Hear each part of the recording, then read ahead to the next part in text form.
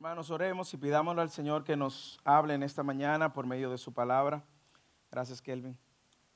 Que nos permita entender lo que Él quiere decirnos. Señor, venimos a ti con un corazón abierto para escuchar tu voz y dispuesto para poner en práctica tu palabra. Háblanos, dirígenos, guíanos, de manera que seamos edificados y tu gloria y tu nombre exaltado. En el nombre de Jesús, amén. Hermano, hermana, puede sentarse una vez más. Qué gozo poder tenerles en medio nuestro. Y qué gozo poder reunirnos a adorar el nombre que es sobre todo nombre, el nombre de nuestro Señor Jesucristo. Una de las relaciones más importantes que puede tener el ser humano es la relación de su padre e hijo. No existe quizás una relación de tanta influencia como la relación que tiene un padre sobre sus hijos. Y yo sé que en el salón hay personas que quizás no han tenido una buena o estrecha relación con su padre. Quizás hay algunos que su padre es su principal héroe, otros que quizás crecieron sin su papá. El caso de mi esposa, ella a la edad de 3 años en adelante creció sin la figura paterna.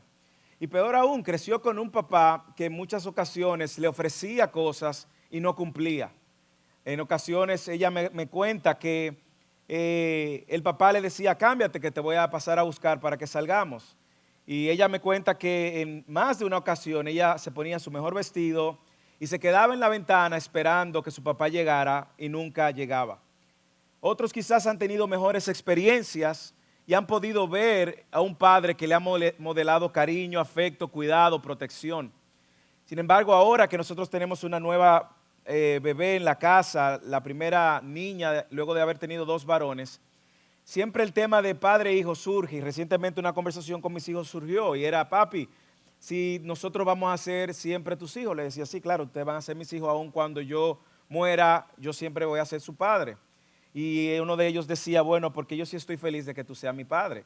Eso me atrapó el corazón y yo le dije, yo soy feliz de ser. Ellos siempre me preguntan, papi, ¿tú te gusta ser padre? Y dije, yo soy feliz siendo tu papá, siendo sus padres. Porque sin duda alguna la relación padre-hijo es una relación de mucha influencia. Y piense quizás, algunos de ustedes no han tenido esa buena experiencia, otros han tenido excelente experiencia. En esta carta nosotros vamos a ver en los versículos de hoy al apóstol Juan haciendo un énfasis acerca de la identidad que ellos tienen. Y el título de este sermón está justamente relacionado a esta relación de padre e hijo, no solo porque Él es el Padre, sino porque nosotros somos sus hijos. Y el mensaje, si lo fuéramos a titular, le llamáramos hijos de Dios que hacen la voluntad de su Padre. Hijos de Dios que hacen la voluntad de su Padre. Y como hemos visto, si usted ha estado presente durante toda la serie, usted se va a dar cuenta que el apóstol Juan viene presentando una serie de verdades que son importantes para la fe cristiana. Recuerde que él está escribiendo a unas iglesias que estaban siendo atacadas desde afuera y desde dentro.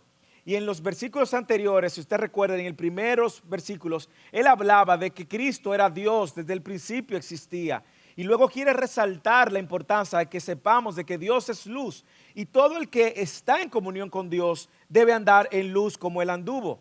Nosotros también vimos en semanas anteriores que no solamente es el llamado a andar como Él anduvo, sino que un verdadero creyente, un hijo de Dios, es alguien que obedece.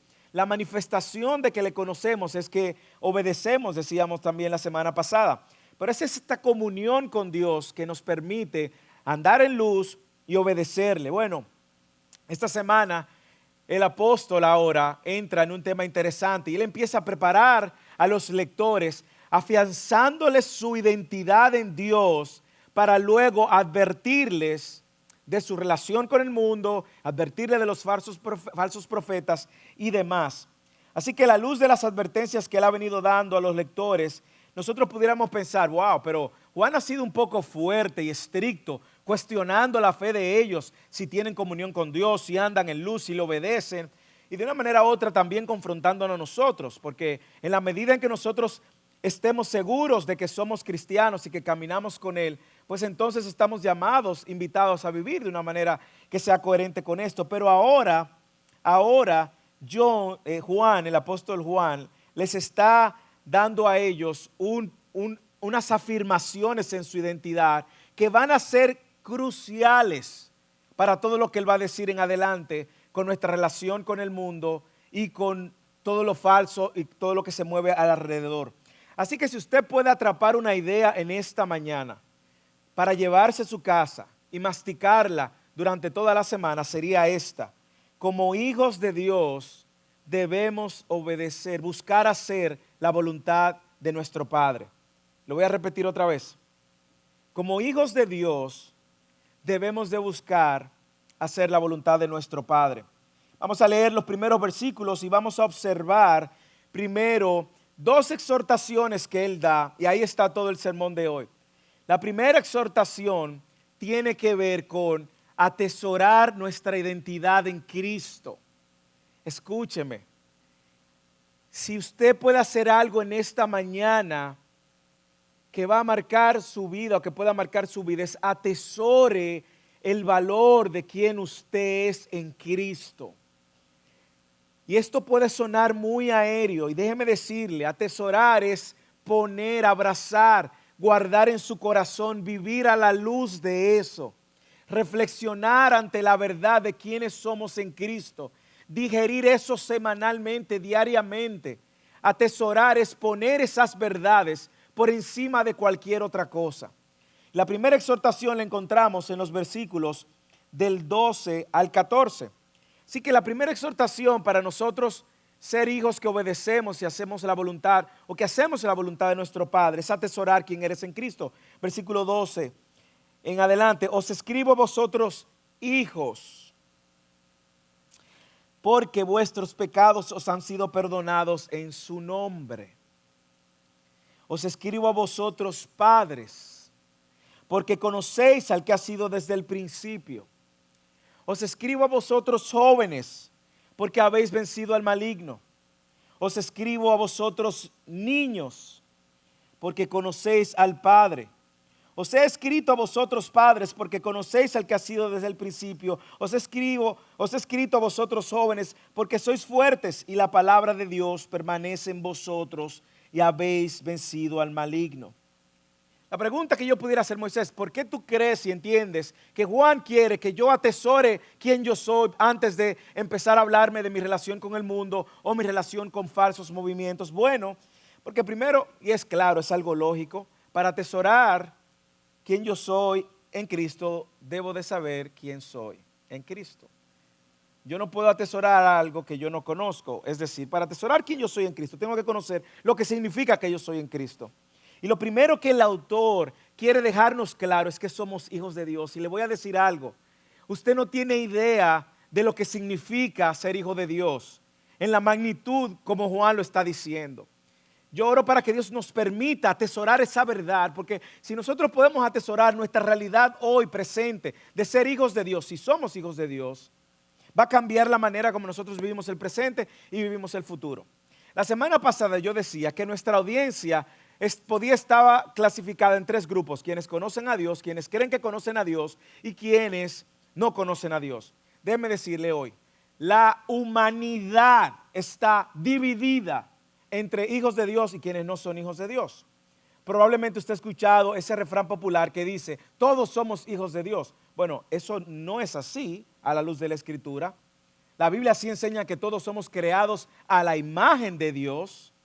Su imagen ha sido estampada en nosotros, pero no todos somos hijos de Dios. Y voy a explicar eso más adelante, así que no ponga cara como que, porque lo voy a explicar con la Escritura. Pero lo que sí está haciendo Juan es que él introduce el concepto de hijo de Dios, si usted lo recuerda, en el capítulo 2, versículo 1, cuando él le dice hijitos míos, pero ahora él no está refiriéndose a esta estrecha relación que tiene con su audiencia.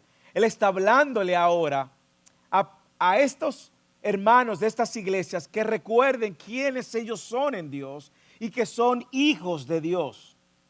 Esta es la primera y más fundamental palabra de aliento que Juan puede darle a los miembros de esta iglesia.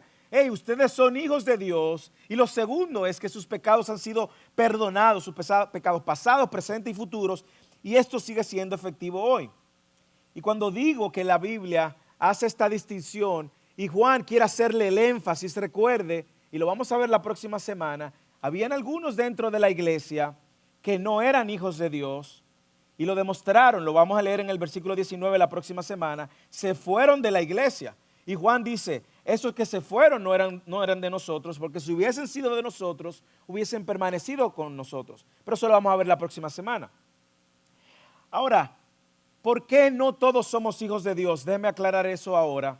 Sí somos criaturas de Dios, y así como la humanidad está dividida en hijos de Dios y quienes no son hijos de Dios, probablemente dentro de este salón hay personas que son hijos de Dios, hay personas que no son hijos de Dios y que creen que son hijos de Dios.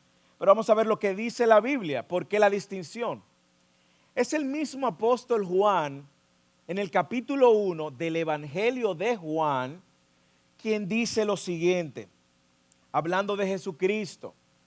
Él dice lo siguiente, pero a todos los que le recibieron, condición número 1, les dio derechos de ser hijos de Dios, es decir, a los que creen en su nombre, que no nacieron de sangre, ni de voluntad de la carne, ni de la voluntad de hombre, sino de Dios.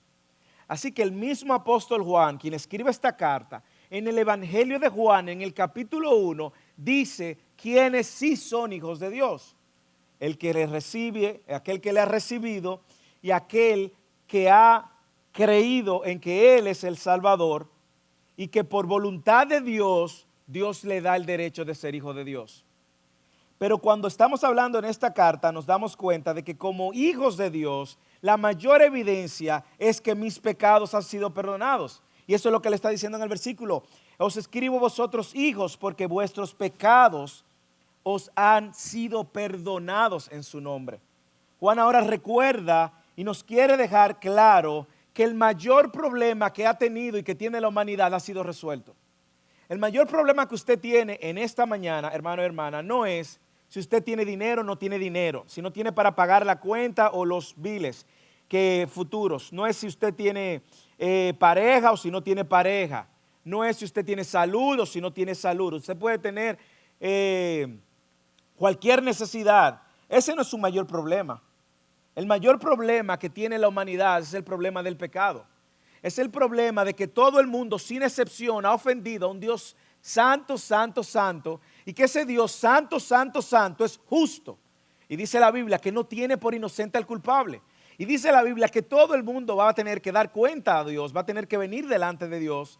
Y esa condición ha hecho pues que la realidad del hombre y Dios muestren una enemistad. Y que solamente por medio de Cristo esa enemistad ha sido resuelta. Pero el mayor problema que tiene la humanidad luego de Génesis 3:15 es el problema del pecado. Y usted y yo, sin excepción, estábamos o estás bajo ese mismo problema.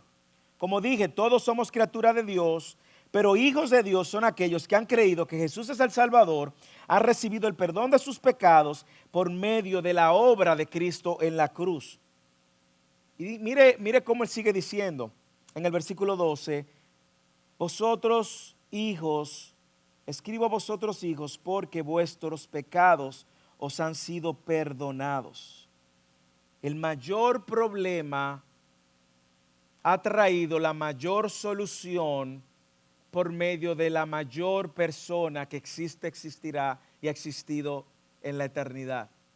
El mayor problema ha sido resuelto, el problema de mis pecados. El perdón es la mayor solución al mayor problema. Y es bueno que estemos conscientes de eso, porque a veces nosotros creemos que somos merecedores de cosas. No, hermano, usted y yo no éramos merecedores de nada. Usted y yo hoy somos merecedores de lo único que merecíamos antes era el castigo eterno, porque le faltamos a un Dios eterno. Eso era lo único que merecíamos. Era lo único que merecíamos. Y la misericordia es justamente esa, no haber recibido el castigo que merecíamos. Eso es misericordia. Y la gracia ha sido ahora manifestada, dándonos Dios lo que no merecíamos, que era el perdón de nuestros pecados. Ahora, ¿cómo ocurre esto? Bueno, Dios soluciona el problema, es Dios quien toma la iniciativa. Dios sale a perdonar a los pecadores, sale a buscar a los pecadores. Jesús dijo, yo vine a buscar lo que se había perdido. y lo hace a causa de su gloria, su nombre. Y este perdón es recibido cuando un hombre o una mujer reconoce, ve su condición y se da cuenta: yo soy un pecador que merezco la condenación eterna, ay, miserable de mí. Y corre a Cristo y dice: oh Cristo, yo te necesito, tú eres el único camino, tú eres la única verdad y solamente en ti hay vida. Y cuando el hombre reconoce eso y está dispuesto a arrepentirse de su pecado y rendirse al señorío de Cristo, entonces en ese momento ha sucedido el mayor de los milagros, que es el milagro de la salvación. Mira, interesante que no solamente nuestros pecados han sido perdonados, sino que Él quiere dejar claro que nuestros pecados han sido perdonados no por nada que el hombre haya hecho, sino por su nombre. Léalo en el versículo 12. Os escribo a vosotros, hijos, porque vuestros pecados os han sido perdonados por su nombre. ¿Usted se da cuenta que no es por obra alguna? ¿Usted se da cuenta que no es por la intercesión de ninguna otra persona? ¿Usted se da cuenta que no es incluso por medio de ninguna religión, sino por la obra y el nombre de Cristo que nuestros pecados han sido perdonados? Y eso debe llenarnos de gozo, debe llenarnos de alegría, porque solo Dios podía resolver un problema eterno. Un Dios eterno podía resolver el problema eterno. Es en el nombre de Jesús, por eso adoramos a Jesús. Por eso adoramos y repetimos canciones y decimos: digno, solo tú eres digno. Cantamos y decimos: Cristo, gracia, porque solo en el nombre de Jesús, en el nombre de Jesús es que hemos sido salvos, hermanos. En el nombre de Jesús es que hemos sido perdonados. En el nombre de Jesús hemos sido adoptados. Hemos sido ahora hechos hijos de Dios. En el nombre de Jesús hemos sido llamados justos. En el nombre de Jesús hemos sido llamados santos. En el nombre de Jesús hemos sido reconciliados. En el nombre de Jesús hemos sido redimidos. En el nombre de Jesús un día seremos glorificados. En el nombre de Jesús seremos resucitados. Por eso es en el nombre de Jesús, y por eso usted va a ver que en Hechos dice que no hay otro nombre dado a los hombres en el cual podamos ser salvos. Vamos a ver cómo Pablo escribe también y le dice a Timoteo: porque hay un solo mediador entre Dios y los hombres, Cristo Jesús. Es en el nombre de Jesús, por eso le adoramos, hermano, porque sus pecados han sido perdonados. Y cada vez que nosotros tengamos la oportunidad de adorar al Señor, hermano, olvídese si usted se sabe o no se sabe la adoración, si le gusta o no le gusta, si es su tipo o no es su tipo, si es su ritmo o no es su ritmo. Olvídese de eso. Enfóquese en el nombre que usted está adorando y por qué lo está adorando. Es en el nombre que es sobre todo nombre. Y me encanta que Juan quiere afirmarlos a ellos, anclar su identidad en esta verdad, en quiénes son, qué Dios hizo. Ellos son hijos. Dios hizo, Dios lo perdonó. ¿Por medio de quién? Por medio de Cristo. El evangelio en ese versículo está más que claro. Y mire cómo luego él sigue avanzando y dice: os escribo a vosotros, padres, porque conocéis al que ha sido desde el principio. Os escribo a vosotros, jóvenes, porque habéis vencido al maligno. Os escribo a vosotros, niños, porque conocéis al Padre. Déjeme decirle, aquí le voy a decir lo que dicen algunos comentaristas. Algunos dicen que Juan se estaba enfocando en padres, jóvenes y niños, y que le estaba hablando a cada uno de ellos según su categoría. Bueno, usted puede tomar eso y lo que él le quiere recomendar, si usted es padre, le aplica; si usted es joven, le aplica; y si es niño, le aplica. Hay otros que dicen, que es con quien más me identifico, que él se está refiriendo a aquellos que son más maduros en la fe, aquellos que son medianamente maduros en la fe y aquellos que son recién nacidos en la fe. Y a esos es que Juan le está diciendo. En vez de usar un orden cronológico, él está hablando a personas que tienen cierta madurez en la fe, para que ellos, no importen el estado de su madurez de la fe, sepan que hay algo que ya está sucediendo en sus vidas que lo está llevando a afirmarse en su identidad. Todos son hijos, no importa si usted es maduro en la fe, si usted es mediano en la fe o si es un bebé en la fe. Y pudiera aplicar también, no importa si usted es padre o si usted es joven o si usted es niño. Usted es hijo de Dios, usted está bajo esa gran sombrilla. La Nueva Traducción Viviente lo traduce así: les escribo a ustedes, los que son maduros en la fe, porque conocen a Cristo que existe desde el principio. Otra vez, él está afirmando la identidad. Usted tiene mucha madurez en la fe, usted conoce a Cristo. No olvide el contexto. El contexto de la carta es que habían personas que estaban negando que Jesús era el Mesías. Y más adelante vamos a ver en la carta, si usted sigue viniendo, que él se refiere a estas personas como los anticristos, antimesías. Si usted sigue viniendo va a saber de qué nos referimos. Pero le dice, les escribo a vosotros los más maduros de la fe porque conocen a Cristo, quien existe desde el principio. Luego le dice, os escribo a ustedes los jóvenes en la fe porque han ganado la batalla contra el maligno. Y luego dice, les escribo a ustedes, niños, jóvenes, hijos, porque conocen al Padre. Yo me inclino más por la clasificación de la madurez espiritual y no está mal si usted lo ve también como que le estuviera hablando a los padres o a los jóvenes o a los niños.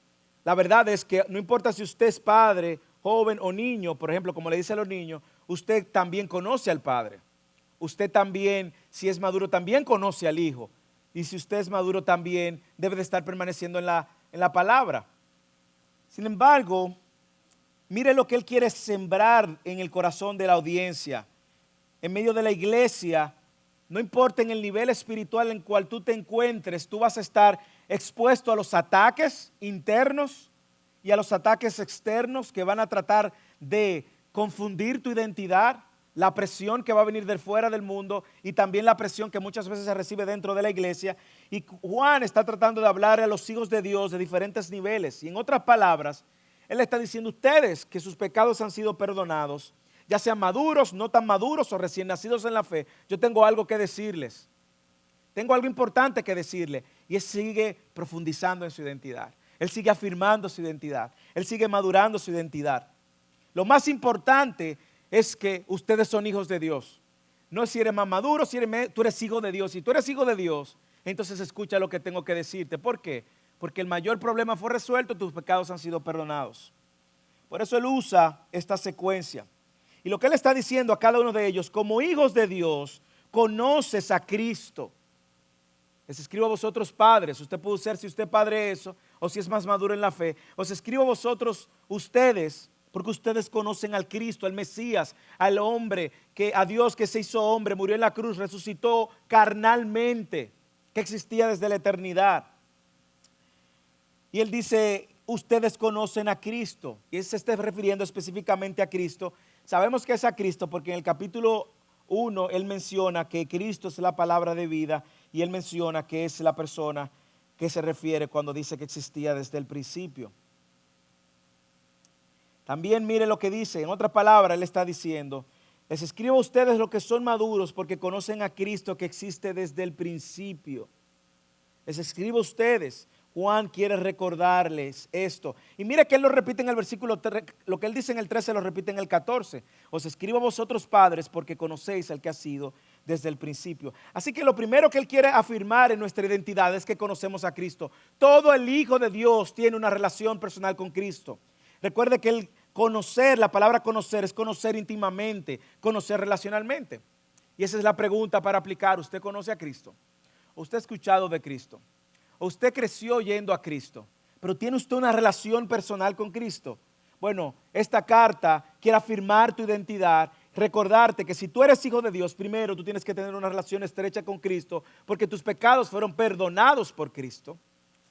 Lo segundo que Él quiere recordarnos es como hijos de Dios, tenemos la victoria en Él. Tenemos victoria en Él. Hermano, hermana, tenemos victoria en Él.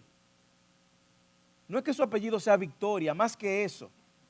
Es que tenemos la victoria en Él. Mire cómo Él dice, os escribo a vosotros jóvenes, se lo dice 2 veces. Y voy a aplicarlo, usar el contexto juvenil, si hay jóvenes aquí. Si ustedes son jóvenes, hijos de Dios, jóvenes, ustedes han vencido al maligno. Han vencido al enemigo. Si eres mediano en tu fe, que estás aprendiendo a caminar en la fe, has vencido al maligno. Él lo dice 2 veces, en el 13 y en el 14, vuelve y lo repite. Os escribo a vosotros jóvenes, porque sois fuertes y la palabra de Dios permanece en vosotros y habéis vencido al maligno. El joven normalmente se asocia con fuerza, con vigor.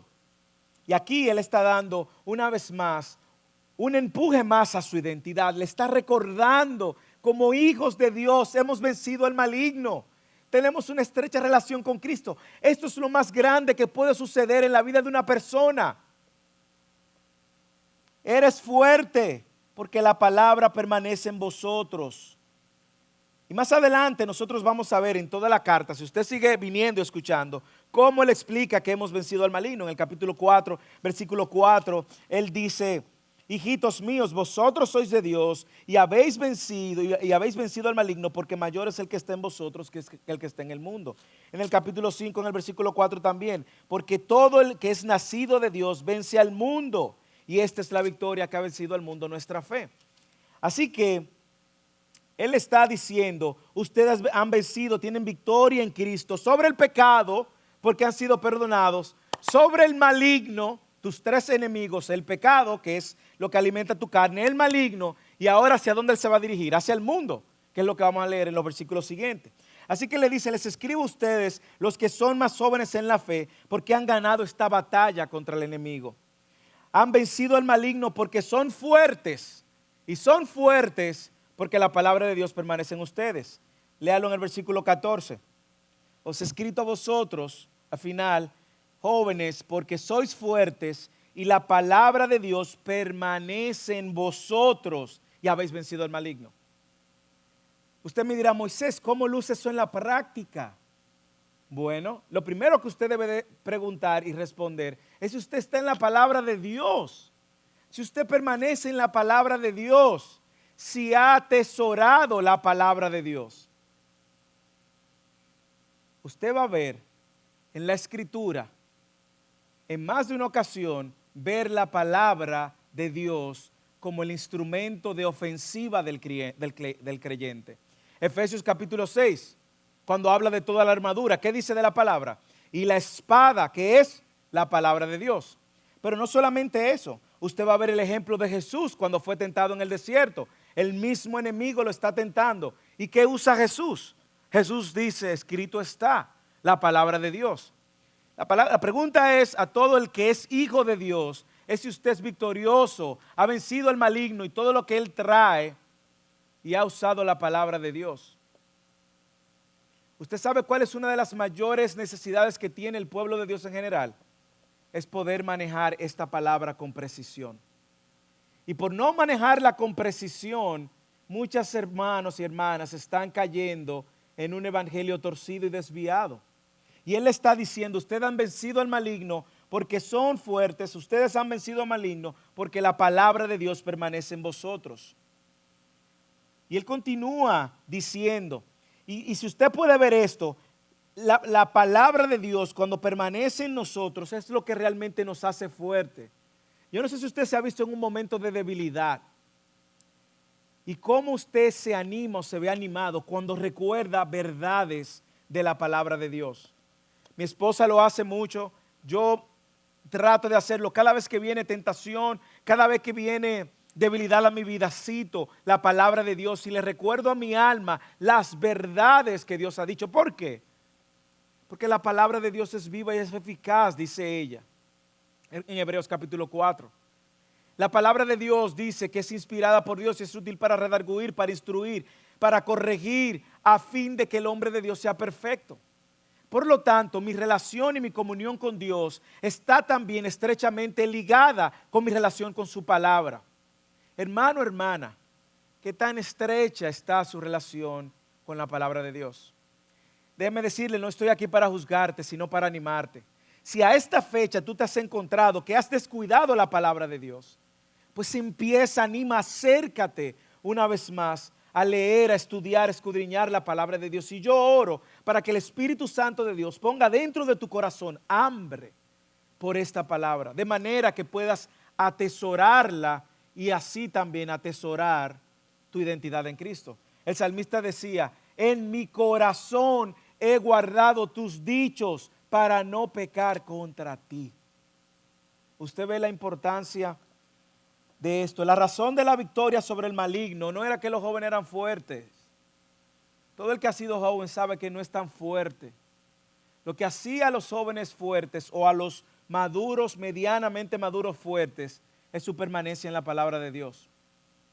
Así que vamos a permanecer en la palabra de Dios. Es ese constante contacto con la palabra de Dios que el creyente tiene, que le permite crecer y madurar en su comunión con Dios, con el Padre. Es la palabra de Dios que nos da dirección, nos guía. Lámpara es a mis pies tu palabra y lumbrera a mi camino. No descuidemos la palabra de Dios. Esta es la misma palabra, el mismo poder que un día se usó para decir hágase la luz. Es la misma palabra inspirada que tenemos aquí para guiarnos. Así que lo primero que él le dice a sus hijos, ustedes son hijos de Dios, le dice a los hijos de Dios, ustedes son hijos de Dios, sus pecados han sido perdonados por medio de Cristo. Le dice, pero como hijos de Dios ustedes conocen a Cristo, al Mesías. Ustedes han vencido al maligno. Y ahora le dice, ustedes conocen al Padre por medio del Hijo. Niños, os he escrito a vosotros niños porque conocéis al Padre. El niño recién nacido espiritual siempre está en una... El niño, yo veo a Grace, nuestra bebé, es una dependencia absoluta. Está en dependencia absoluta, en vulnerabilidad. Cuidado con la cabecita, cuidado cómo la carga, cuidado con exponerla a mucho. Todavía no tiene los anticuerpos, no lo puede traer a la iglesia, tengan mucho cuidado. Aquí le está diciendo a aquellos recién nacidos, tienen lo más importante, ya conocen al Padre. ¿Por qué? Por medio de Cristo. Y les dice, ustedes conocen al Padre. Y déjenme decirles, es una de las razones por la cual yo creo que se está refiriendo más a madurez espiritual que a cronología de edad, porque usted puede tener niños de la edad de mis hijos que quizás no conocen al Padre, entonces no puede atribuirle a los niños que tengan un conocimiento del Padre, pero sí a un hijo de Dios, un nuevo creyente en la fe, que sí ya conoce al Padre por medio de Cristo. Juan está dirigiéndose a la iglesia en este momento, y si pudiera resumir todo lo que hemos dicho antes de transicionar al próximo punto, él está diciendo esto: ustedes, los hijos de Dios, que han sido perdonados por medio de la obra de Cristo, y que ya son salvos en su nombre, recuerde que ustedes conocen a Cristo, Dios que existía desde el principio. Ustedes han vencido todas las artimañas del maligno porque han permanecido en la verdad de su palabra y ahora tienen la bendición de conocer al Padre. Esa sería la manera de refrasear todo lo que él está diciendo. Pero no importa si usted es adulto en la fe, joven en la fe o un niño en la fe, su identidad es que es hijo de Dios. Sus pecados han sido perdonados por medio de Cristo. Su estado eterno ha cambiado. Atesore eso. Atesore que usted es hijo de Dios, hija de Dios. Atesore que su verdad eterna ha cambiado. Usted ha sido adoptado. En una de las clases de la escuela dominical de Llenos de Vida decíamos, cuando enseñábamos acerca de la salvación, decíamos, Dios pudo perdonarnos y dejarnos perdonados y ya, no hay deuda, y pudo dejar nuestra cuenta en blanco. Más aún, Dios pudo habernos perdonado y habernos declarado justos, y ya somos justificados, y dejarlo ahí. Y estábamos felices, íbamos a estar en el cielo, todos somos justos, hemos sido justificados, todos hemos sido perdonados, pero Él no lo dejó ahí.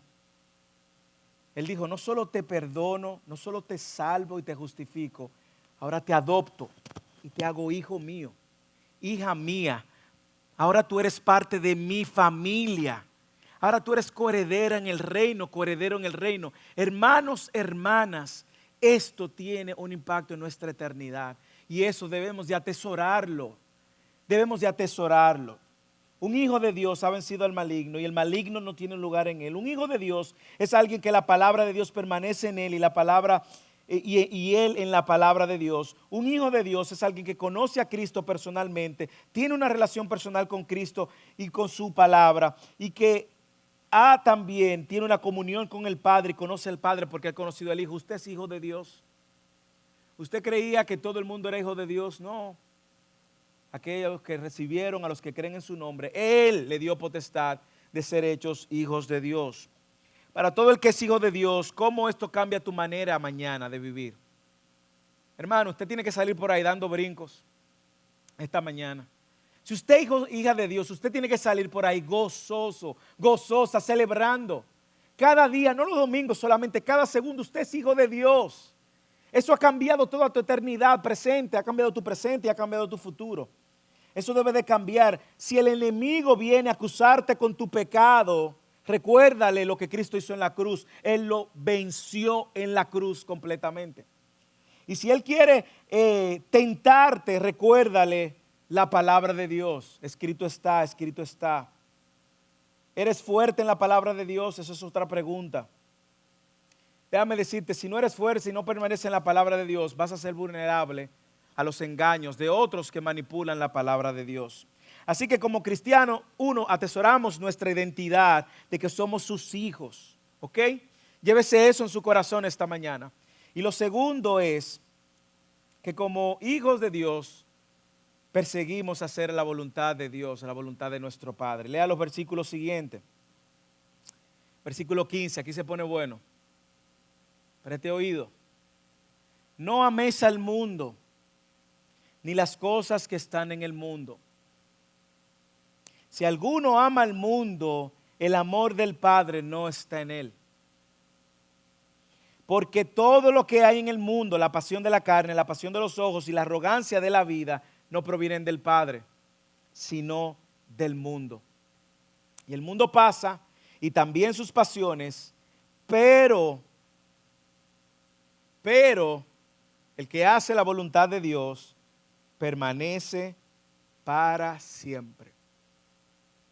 Un hijo de Dios no va a estar amando al mundo como una persona que no es hijo de Dios. Eso es lo que le está diciendo. Y yo creo que muchas veces, escuche esto, usted va a ver hermanos en la iglesia que aman y atesoran el mundo porque no han entendido su identidad, no tienen clara su identidad, no han atesorado quién es Cristo y lo que Él ha hecho. Y como no lo han atesorado en verdad, entonces están coqueteando, mirando hacia afuera. Y Él está diciendo, no, miren, ustedes son hijos de Dios, ustedes han vencido al maligno, ustedes, sus pecados, sus mayores enemigos, su mayor problema, el pecado, ha sido perdonado, ha sido resuelto por medio de Cristo. Y ahora han vencido también por medio de Cristo. Y más aún, ahora, ustedes están llamados a hacer la voluntad del Padre y no a amar al mundo. Y mire cómo Él, Juan, pasa de enfatizar la seguridad de la identidad de estas personas a exhortarlo cómo deben de tratar y relacionarse con el mundo. Un mundo que presiona constantemente, hermanos. La iglesia está bajo presión. La iglesia está bajo presión. ¿Y qué vemos en las iglesias? Los hermanos y las hermanas cediendo a los placeres, a las tentaciones del mundo, encontrando, atesorando más aquello que lo que Dios nos ofrece. Y todos de una forma u otra nos hemos encontrado ahí. Piénselo. Piénselo y usted se va a dar cuenta si muchos de los estándares que han estado dirigiendo su vida no son los mismos estándares que rigen y obedecen a los estándares de otra persona. No porque los estándares estén malos, sino porque hemos hecho de esos estándares nuestra prioridad sobre la prioridad de Dios. Y ahí es donde sí está el problema. Nosotros que pertenecemos a Dios y que lo conocemos como el Padre, que somos miembros de su familia, tenemos una nueva identidad y un nuevo lugar y no es este mundo. No es este mundo. El mundo está presionando constantemente y suele ser atractivo. No améis el mundo ni las cosas que están en el mundo. Y Él pone una condición aquí. Él dice, si alguno de ustedes que dice ser hijo de Dios, que dice andar en la luz, que dice conocerle, si alguno de ustedes ama al mundo, escúchelo bien, el amor del Padre no está en ustedes. ¡Boom! El amor del Padre no está en ustedes. Y Él explica y hace una descripción. Mire cómo lo dice la otra versión. No amen a este mundo ni las cosas que les ofrece. Porque cuando aman el mundo, no tienen el amor del Padre en ustedes. ¿Usted ve por qué fue importante primero afirmar la identidad, quiénes éramos en Cristo? Hijos, perdonados, conocemos a Cristo, que hemos vencido al maligno y que conocemos al Padre por medio de Cristo. ¿Ves por qué es importante afirmar eso? Porque cuando tú eres hijo, ya tú sabes a qué estás llamado a atesorar más. Y Él comienza la exhortación diciendo, no ames al mundo. ¿Por qué? Porque si tú amas al mundo, si esta condicionante, si alguno ama al mundo, entonces tu veredicto es triste. El amor del Padre no está en ti. Aunque tú digas que lo amas, tus acciones lo niegan. Y eres un ateo en práctica. Dices que amas a Dios, dices que crees a Dios, pero vives como si Dios no existiera. ¿A qué se refiere con amar al mundo? Bueno, indiscutiblemente en el contexto de la carta se está refiriendo a todos los valores que el mundo ofrece, todas las actitudes que promueve, los antivalores y que todos los que se rebelan en contra de Dios o de su diseño. Y Él dice, no solamente ama el mundo, sino también, Él hace claro, el mundo, el sistema y las cosas que están dentro del mundo. Y aquí se presenta un claro dilema en nuestros corazones.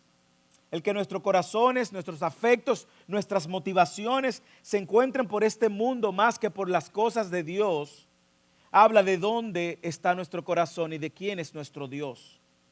Por eso dice el amor de Dios, el amor del Padre no está en Él. Mire lo que Él dice, todo lo que hay en el mundo, y Él lo clasifica en 3 cosas. Y le voy a demostrar bíblicamente cómo estas 3 cosas no es un patrón nuevo, sino que es un patrón que existe desde el Génesis. Él dice, la pasión de la carne, esto que apela a tus deseos carnales. No ames eso que el mundo te está ofreciendo, que quiere alimentar las pasiones de la carne. Ese intenso deseo por el placer físico. Recuerden, no olviden el contexto. Aquí en esta iglesia habían gente que eran gnósticos, creían que el gnosticismo, lo espiritual importaba, lo material no importaba, por lo tanto, dale rienda suelta a tus deseos y tus placeres. Y él le dice, la pasión de la carne, la pasión de los ojos. El mundo ofrece un deseo insaciable por todo lo que vemos. Y usted puede añadirle a todo lo que entra por los ojos, que contamina y corrompe tu corazón, lo que apela a tus afectos. Lo primero, apelaba a tus apetitos carnales, y yo creo que están entretejidos. Lo segundo, la pasión de los ojos y la arrogancia, la vanidad de esta vida.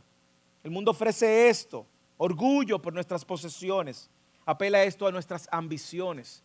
Entonces él está diciendo, mire, no ames al mundo, ni las cosas que están en el mundo. Y él dice, ¿por qué? Porque la pasión de la carne, la pasión de los ojos y también la arrogancia, la vanidad de esta vida, también son de este mundo y no de Dios. Él dice, esto no viene de Dios, viene del mundo. Dios no está detrás de esto, entiéndelo. Dios no está detrás de esto. Y déjeme decirle, esta ha sido la misma estrategia desde Génesis. Escuche Génesis 3, 6 y observe la misma categoría. Cuando Satanás tienta a Eva en el Edén, en el capítulo 3 del versículo 6 le dice, cuando la mujer vio que el árbol era bueno para comer y que era agradable a los ojos y que el árbol era deseable para alcanzar sabiduría, tomó de su fruto y comió y dio también a su marido que estaba con ella y él comió. La mujer vio que el árbol, ahí está la tentación, era bueno para comer, lujuria de la carne, apelando a nuestros apetitos, era agradable a los ojos, lujuria de los ojos, y era deseable para hacerse sabio, orgullo, la vanidad de este mundo. La misma oferta, y eso es lo que el mundo constantemente sigue ofreciendo. Pero no solo eso, no solamente lo vemos en el Edén, donde el hombre fue tentado, sino que lo vemos con Cristo cuando Cristo fue tentado. En Lucas capítulo 4, él dice, manda a esta piedra convertirse en pan, la lujuria de la carne. Le muestra todos los reinos de este mundo y le dice, mira, todos los reinos de este mundo me han sido dados, si tú te postras y me adoras, la lujuria de los ojos. Y luego lo sube a un pináculo y le dice, lánzate, tú no eres ni que el Hijo de Dios. El orgullo. Estaba apelando a su orgullo. Lánzate, porque escrito está, si tú te lanzas, los ángeles te van a socorrer. Hermanos, hermanas, es la misma estrategia. Es la misma estrategia. Y él lo que está diciendo, no amemos al mundo, hermanos. No nos caractericemos por ser cristianos que amamos a este mundo ni las cosas que están en el mundo. ¿Por qué? Él dice, el mundo pasa y también sus pasiones pasan.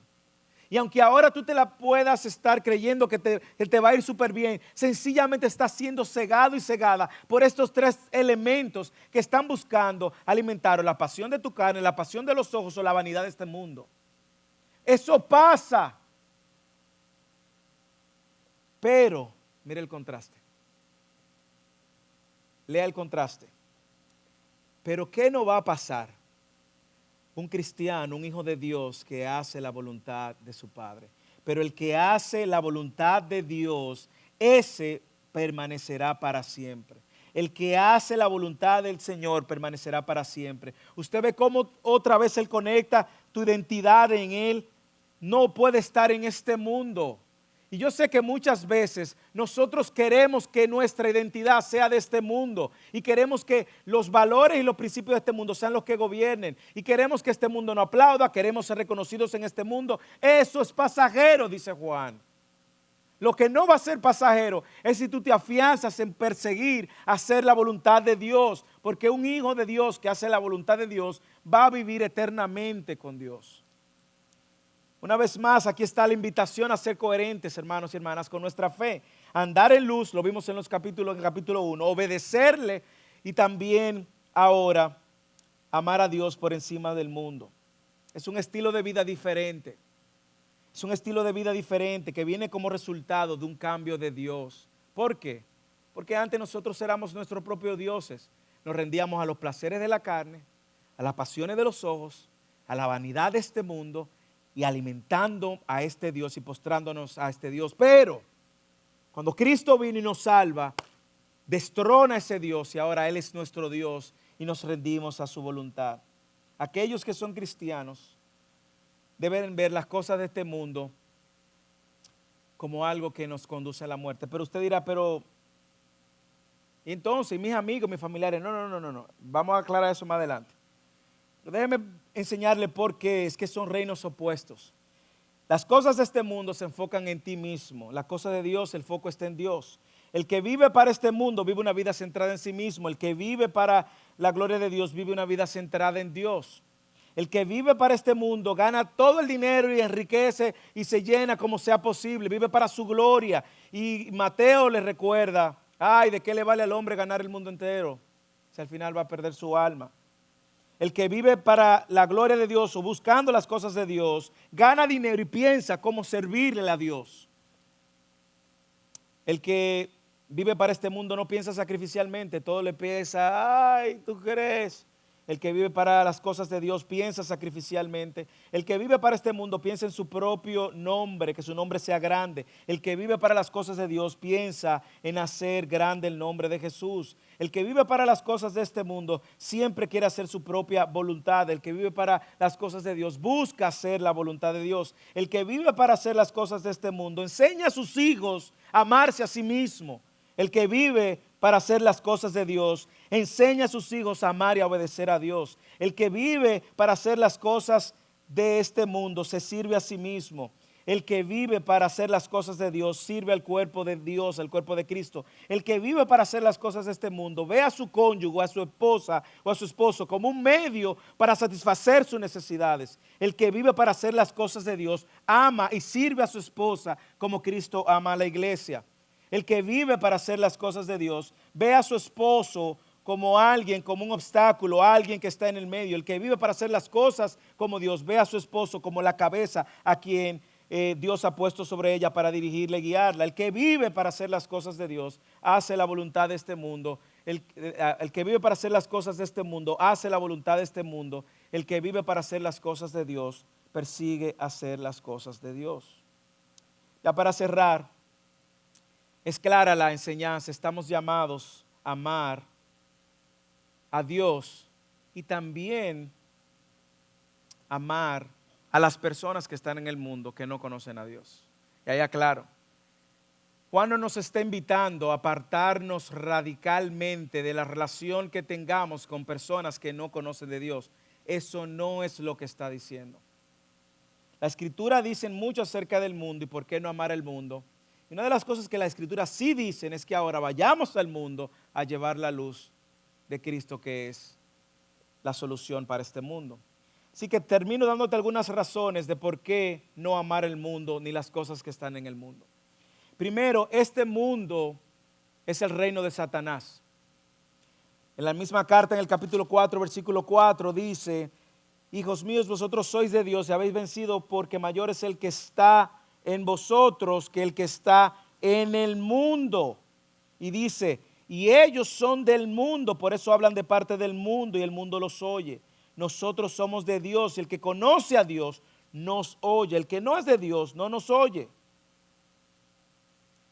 Dice también Lucas 4:5 que Satanás, tentando a Jesús, lo llevó a una altura y le mostró un instante todos los reinos del mundo, y el diablo le dijo: todo este dominio y gloria te daré, pues a mí sí me ha sido entregado y a quien quiero se lo doy. Mentira, Satanás.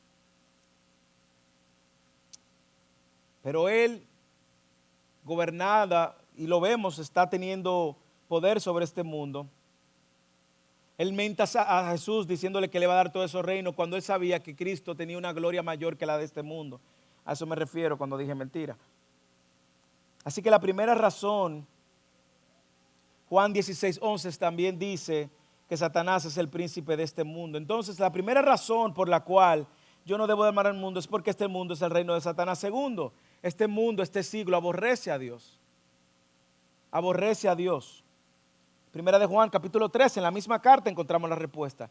Mirad cuán amor nos ha otorgado el Padre para que seamos llamados hijos de Dios, y estos somos. Por esto el mundo no nos conoce, porque no le conoció a Él. Mire lo que dice Juan capítulo 15, 18. Si el mundo os odia, sabéis que a mí me han odiado antes que a vosotros. No se sorprendan si el mundo les aborrece, es lo que está diciendo él. Así que el mundo también aborrece no solo a Dios, sino también a sus seguidores. Así que nosotros estamos llamados a atesorar nuestra identidad, pero también a atesorar, hacer la voluntad de Dios. ¿Está usted atesorando más este mundo que a Dios?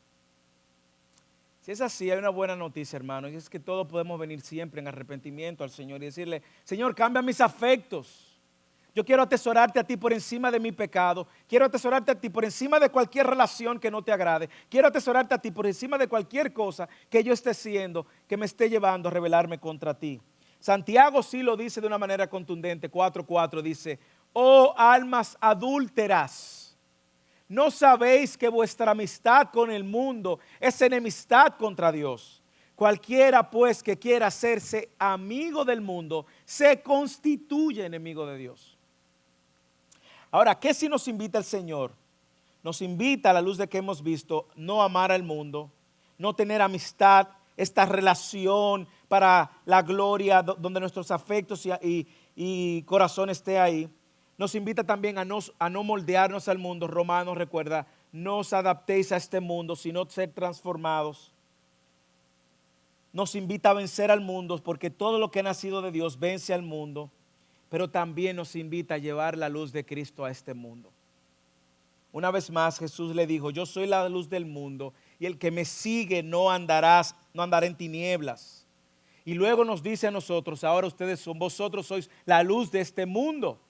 Es decir, la invitación, que quede clara, no es que nosotros nos encriptemos en una burbuja donde no nos relacionemos, no, es que nos relacionemos con el propósito de llevar la luz al mundo. Es que entendamos que el mundo está en oscuridad y nosotros tenemos el mensaje que puede transformar este mundo. Así que llevemos la cruz de Cristo y llevemos la luz. Concluyo con una de las historias más tristes de la Biblia, de la Escritura. No sé si usted conoce a Demas. ¿Usted ha escuchado de Demas?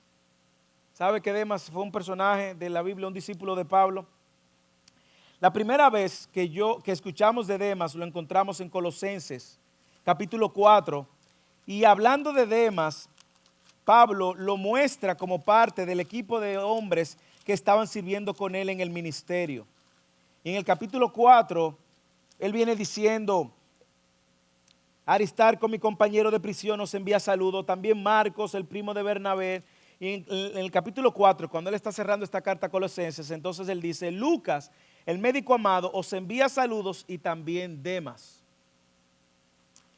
Tristemente, en la última carta que Pablo escribe, en segunda de Timoteo, cuando él está cerrando la carta, recuerde que luego de esta carta a Pablo lo matan ya. Y en esta carta él dice estas palabras tristes acerca de Demas. Y él le dice a Timoteo: procura venir a verme pronto, pues Demas me ha abandonado, habiendo amado este mundo presente.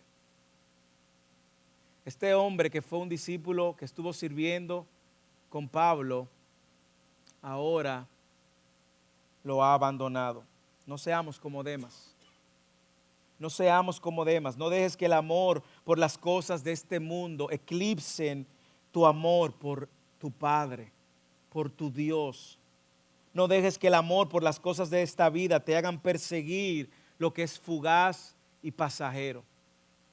No dejes que el mundo, las pasiones de la carne, las pasiones de los ojos y la vanidad de este mundo reemplacen tu identidad en Cristo. Eres hijo de Dios y tu mayor problema ha sido resuelto, que era el problema de tu pecado, con la mayor bendición, que es el perdón de tus pecados, por la mayor persona, que es la persona de Cristo. Si ese es tu caso y tú estás hoy en esta mañana y no conoces a Jesús, te invitamos a que abraces a Cristo. Es el único capaz de atesorar y llevarse el mayor de tus problemas. Hay una historia reciente de un doctor, un gran empresario de empresas de tecnología. Le dan un título de doctor honoris causa. Y en medio de su discurso, él dijo lo siguiente: el mayor problema que ustedes tenían, todos los préstamos que tomaron para estudiar sus estudios, cubrir sus estudios de college, han sido pagados en este día en nombre mío y de mi familia. Y aquello fue una celebración, todos tiraron sus togas y su billete hacia el cielo, celebrando que la mayor deuda que tenían, miles, hasta $90,000 algunos debían, $45,000, ese señor y esa familia estaban diciéndole: nosotros la vamos a pagar para que empiecen su vida en cero, sin ninguna deuda. Déjeme decirle, hermano y hermana, ese no era el mayor problema que tenían. El mayor problema que la humanidad tenía era el problema del pecado. Y Cristo vino a la tierra a morir en la cruz por nuestro lugar, tomó nuestro lugar, para que ahora nosotros recibamos la mayor bendición, que es la bendición del perdón por medio de su nombre. Si tú al final quieres orar, ya sea afirmando tu identidad o si quieres orar entregando tu vida a Cristo, al final del servicio yo voy a estar aquí y voy a pedir que me acompañes. Si nos visitas también puedes entrar, que tenemos algunas palabras para ti. Padre, gracias por tu palabra y gracias por el regalo de este tiempo. Perdónanos, Señor, los momentos que hemos puesto nuestra identidad en otra cosa o persona que no sea en ti. Hemos puesto nuestro corazón y nuestros afectos en otra cosa o persona que no sea en ti. Pero ayúdanos a atesorar la verdad de quienes somos en ti. Que mañana lunes, cuando vengan los problemas, las dificultades, la tentación, recordemos que somos tus hijos. Que el martes, cuando venga el enemigo tratarnos de recordar nuestro pecado, le recordemos tu obra en la cruz. Que cuando el enemigo venga a tentarnos, necesitemos la palabra. Y que nosotros persigamos atesorar quienes somos en ti y atesoremos hacer tu voluntad. En el nombre de Jesús. Amén. Amén.